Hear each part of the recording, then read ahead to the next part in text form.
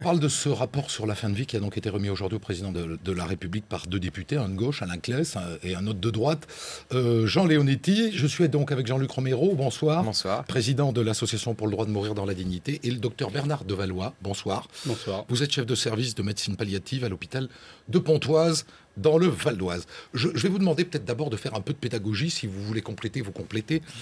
Si les préconisations des rapporteurs étaient retenues, qu'est-ce qui changerait par rapport à la loi actuelle? Essayez de vous accrocher à un cas concret, qu'on comprenne.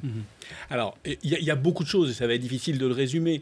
En tout cas, il y a une chose qui ne change pas, c'est le choix de ce qu'on appelle la voie française, contrairement à la voie belge. On l'a vu dans votre reportage tout à l'heure. Donc on est dans une continuité, mais avec de vrais changements, où on insiste sur les droits des patients et sur un droit pour les patients de mourir dans la dignité. Pas au sens où Jean-Luc Romero l'entend. Mourir dans la dignité, c'est pas forcément mourir d'une injection létale, c'est mourir apaisé. Et dans ce cadre-là, le droit à une sédation, lorsque le processus de mort est engagé, ce sont des pratiques qui existent déjà mais qui ne sont pas généralisées. Le fait d'obliger les médecins à assurer une mort la plus sereine possible aux patients est une vraie avancée dans la bonne direction. Il s'agit, cette injection, c'est une injection qui endort le malade, qui meurt rapidement.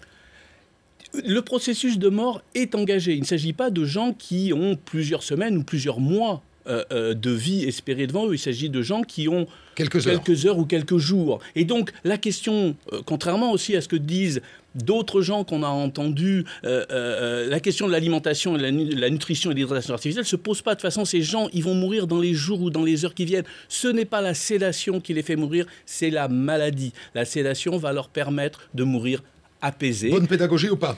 Écoutez, évidemment, il y a des choses que j'entends dans ce qu'il dit. Il a dit des choses tout à fait vraies. Il a dit dans la continuité. Et c'est ça le vrai problème. C'est que récemment, le professeur Amezen nous disait que la loi Leonetti est une loi sur les devoirs des médecins et pas sur les droits des patients. Eh bien, on est toujours sur cette logique-là. C'est-à-dire que, comme le disait ce médecin belge qu'on a entendu tout à l'heure, on est dans une loi qui laisse de cette affaire une affaire médicale alors que c'est une affaire citoyenne. Et donc, on ne sort pas de cette logique. Et aujourd'hui, on met des rustines sur la loi Leonetti comme on l'a fait, je vous rappelle, en 2008. Tout le monde a oublié que M. Leonetti a déjà amélioré sa loi. Ça fait 10 ans qu'on a un débat autour de cette loi. En soi, c'est pas mal que des gens améliorent leur loi année après année. Mais si cette loi, on en parle tous les 2 mois dans vos médias, parce qu'il y a un certain nombre de problèmes, parce qu'il y a des cas, parce qu'il y a des gens qui supportent plus, justement, vous dites que c'est pas mourir de faim et de soif, mais quand même, il faut quand même être réaliste. On dit que les gens ne sentent pas ce qu'ils vivent, mais on arrête de les alimenter, de les hydrater. Ils ne mangent pas de toute façon. Oui, mais de toute façon, ils ne mangent pas, ils ne boivent plus, ils sont en train de mourir. Mais ils ne meurent que parce qu'on arrête de les alimenter, de les hydrater. Parce que la maladie Et d'ailleurs, monsieur Leonetti le dit très bien, puisque non, je sais pas, j'ai beaucoup de modestie, je sais beaucoup moins de choses que vous. Je sais une seule chose, c'est que je veux pouvoir choisir ma mort à un moment, c'est-à-dire vivre peut-être dans votre service, mourir dans votre service de soins palliatifs, ou peut-être parce que j'en aurai marre et parce que ça m'insupportera d'y rester, de pouvoir dire à un moment stop, d'avoir mes proches autour, mon mari, mes amis,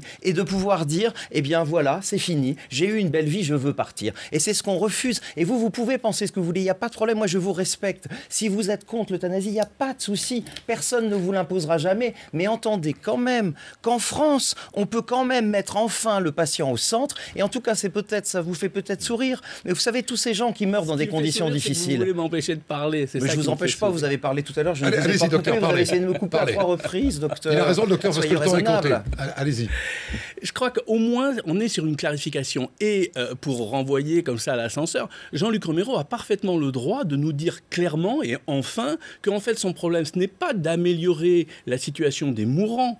Son combat, c'est le combat pour l'injection létale, pour le suicide assisté. Attendez, c'est terrible ce que vous dites. Et c'est légitime, il a le droit. Moi j'y suis opposé. Christophe, excusez-moi, mais je ne me permets pas. Non, mais c'est quand même terrible. Il dit que je me fous des mourants. Je dis que c'est pas votre problème. Vous qui vous occupez de gens en soins palliatifs. Ce que je dis, c'est que c'est que la maladie dans ma chair. Oui, mais ça vous nous le faites. Eh bien oui, mais c'est la réalité. Mais comment vous pouvez vous permettre de dire que je me fous des mourants? Parce que si comment vous pouvez vous me permettre de dire ça? Vous n'allez pas nous c'est faire honteux. comme comme d'habitude. Je m'intéresse aux mourants. Je sais ce que c'est que la santé. Je sais ce que c'est que la fin de vie des gens. Je me suis occupé de malades du sida pendant tant d'années. J'ai vu tant d'années. Oui, ça vous fait sourire, bien sûr. Alors ne dites pas ça. Moi, je ne me permettrai... Non, je ne me permettrai jamais de vous dire que vous ne vous occupez pas bien de vos patients. Ne me dites jamais que je me fous des mourants. C'est le combat de ma vie. En l'occurrence, si vous vous y intéressiez, vous direz que ce que le président de la République, sur le rapport des 2 députés de gauche et de droite, a annoncé, est un vrai progrès pour